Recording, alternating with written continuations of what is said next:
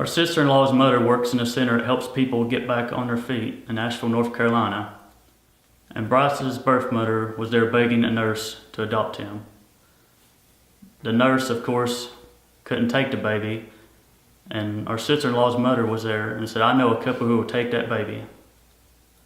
2.5 weeks later, Bryce was born.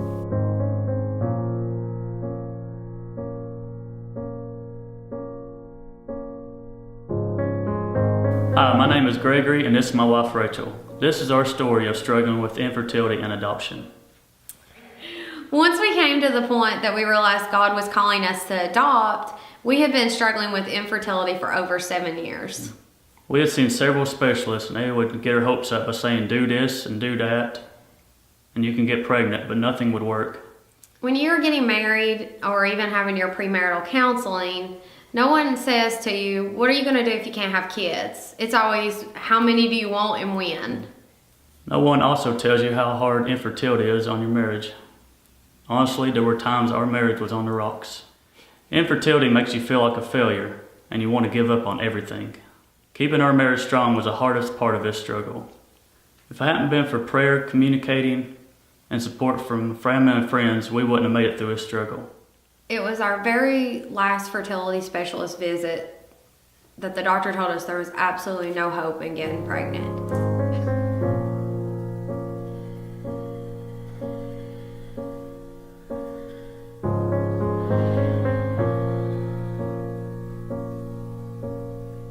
And it was almost like then when he shut the door that we felt like we could breathe.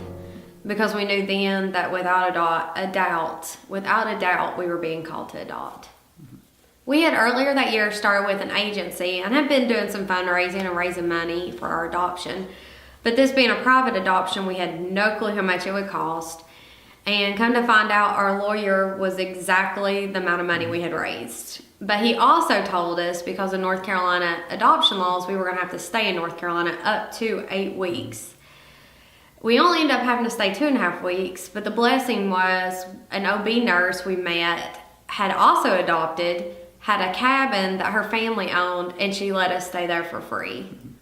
God had provided every little detail for our stay in North Carolina. The day Bryce was born is a day that we'll never forget. Bryce's middle name is Rain, and that's in honor of his birth mother. That's the name she had picked out for him. It had rained all day long the day he was born, and at the end of the day there was a rainbow. We felt that was a sign, just for us, of God's promise. He had not forsaken us.